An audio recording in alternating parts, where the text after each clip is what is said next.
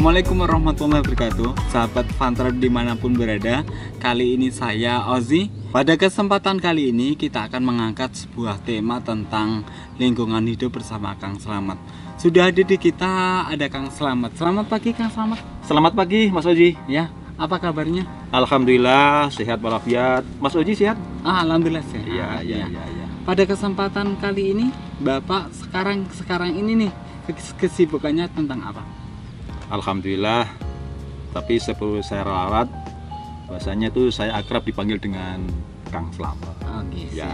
siap. Kang Jadi Slamet, kesibukan seperti biasa, ini saya sebagai penggiat tentang lingkungan hidup spesifik, yaitu bagian penanaman, pelestarian, yaitu pepohonan, yaitu pohon langka, pohon hutan, dan pohon herbal. Oh gitu ya Pak. Saya mau tanya nih, untuk tanamannya itu diambil dari mana aja Pak? Gini, saya adalah orang yang berdomisili dan asli lahir di Borobudur.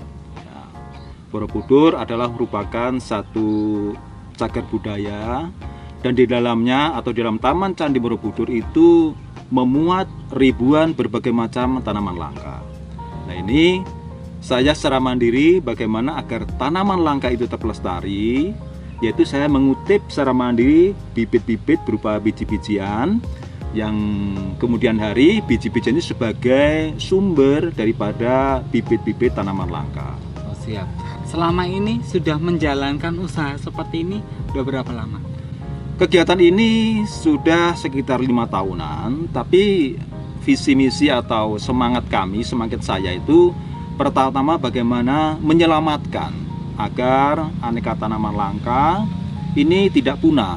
Jadi ini kami bekerjasama dengan para pihak, terutama selama ini yang kami kerjasamakan yaitu dengan DLH Provinsi Jawa Tengah. Berarti selama ini kiprah panjenengan dan mohon maaf nih, ada timnya enggak Pak? Ya, kami ini tergabung dalam satu LSM yang disebut Anusa atau Anjali Nusantara. Dan kegiatan ini murni pure untuk kegiatan sosial. Cuman ke depan ini kami membidik bekerjasama dengan Dinas Pendidikan dan Kebudayaan agar tanaman-tanaman langka, tanaman-tanaman hutan, termasuk tanaman herbal ini ke depan menjadi satu ikon di setiap sekolahan atau setiap kantor. Ini tidak hanya sekedar untuk menanam, tapi ini sudah menuju ke green school umpamanya seperti itu. Gitu. Oh berarti arahannya itu Bapak lebih ke sekaligus kita kasaran itu mengopeni tanaman-tanaman juga masuk ke lingkungan-lingkungan sekolah. Siap. Jadi seperti itu. Jadi visi kami itu tidak hanya sekedar membibit atau melestarikan, tapi kami juga mengedukasikan. Jadi agar anak-anak generasi-generasi bangsa kita itu tahu bagaimana kekayaan tentang potensi sumber pepohonan langka yang di Indonesia kita tercinta ini merupakan 3 negara besar yang komplit tentang adanya berbagai macam tanaman-tanaman flora dan fauna, utamanya tentang tumbuh-tumbuhan atau tanaman langka. Jadi ini kalau tidak segera di-save, dilestarikan dan dilindungi, ini saya akan tergerus oleh keadaan, oleh masa, dan pada akhirnya kita akan kehilangan banyak. Oh seperti itu. Nah selama ini untuk melobi sekolah-sekolah yang ingin dimasuki, bagaimana prosedural yang Bapak telah lakukan? Ya kami sebetulnya tidak menggunakan prosedural yang birokratif, tidak. Cuman kami pertama-tama melakukan pendekatan kepada pemangku kepentingan seperti UPT atau dinas DLH terkait, misalnya dari kabupaten. Kemudian nanti kami sosialisasikan ke kepala sekolah. Jadi nanti kepala sekolah di breakdown kepada Bapak Ibu guru. Nanti kami berikan satu pembelajaran bagaimana tentang pentingnya Go Green. Seperti itu. Boleh nih nanya Pak, tentang tanaman apa saja nih yang sudah masuk di katalog panjenengan yang sekarang ini sudah dibudidayakan? Ya kalau bicara berapa banyak itu ribuan banyak. Cuman ini saya sebutkan beberapa pohon. Di antaranya satu ada pohon kenari.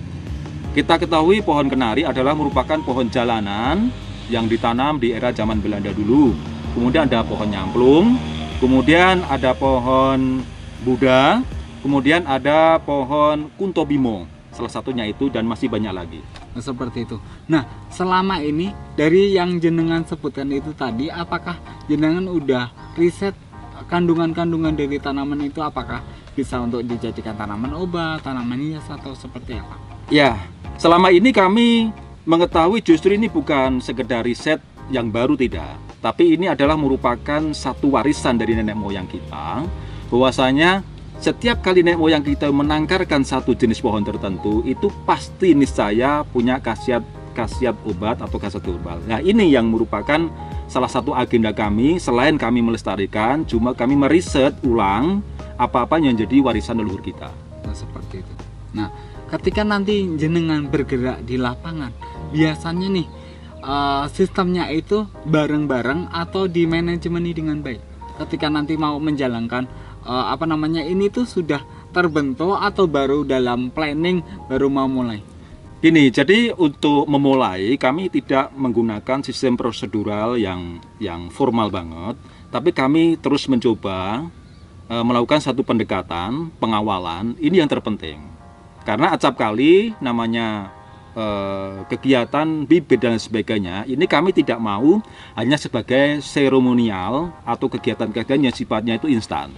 Tapi kami harus mengawal mulai dari pemilihan bibit, kemudian identifikasi bibit, kemudian identifikasi jenis macam ragamnya, kemudian kami kawal sampai pasca penanaman, minimal kami kawal sampai 3 bulan pertama, dipastikan bahwasanya pohon itu tetap hidup di satu tempat yang layak sesuai dengan kontur tanah di masing-masing wilayah. Oh, seperti itu ya.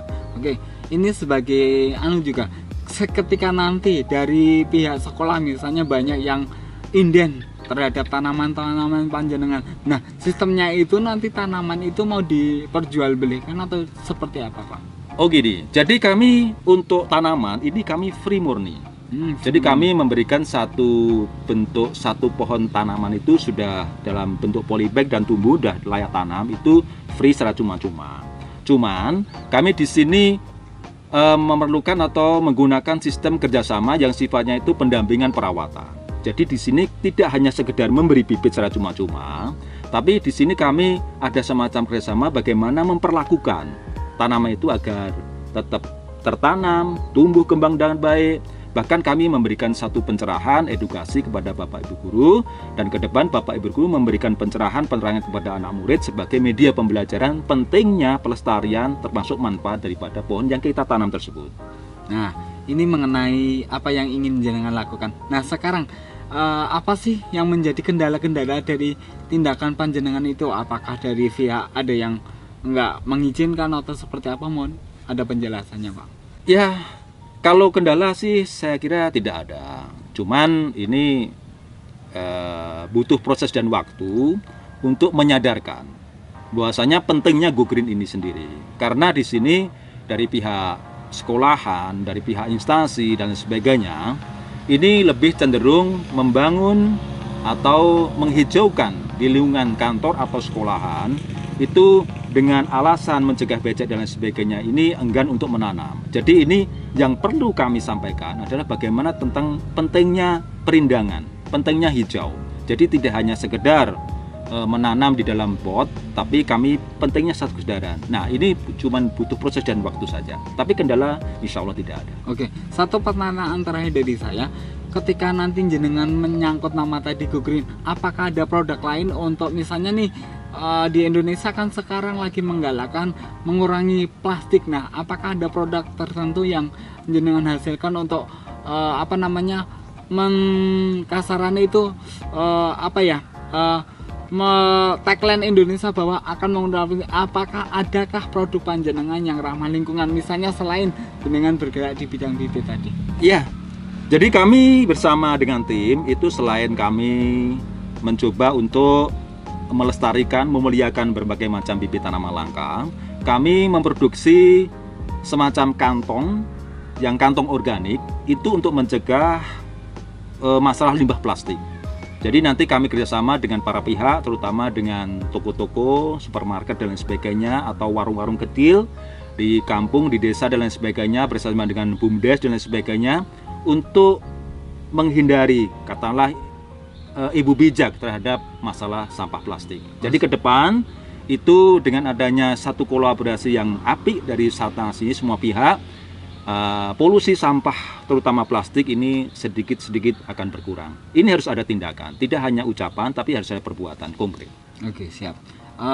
Kira-kira seperti itu interview kita di pagi hari ini. Terima kasih waktunya Pak. Selamat. Oke, sama-sama. Oke, selamat ya. Iya, iya. Terima kasih Mas Waji. Oke, siap. Demikian tadi ya perbincangan kita mengenai penanaman bibit dan juga sebagainya. Kita mudah-mudahan apa yang menjadi visi dan misi dari Kang Slamet bisa kita laksanakan dengan baik.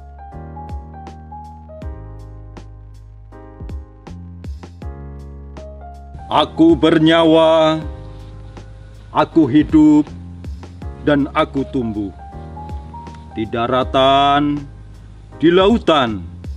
Namun, aku juga ingin tumbuh di hati dan jiwamu. Akulah makhluk yang bernama pohon.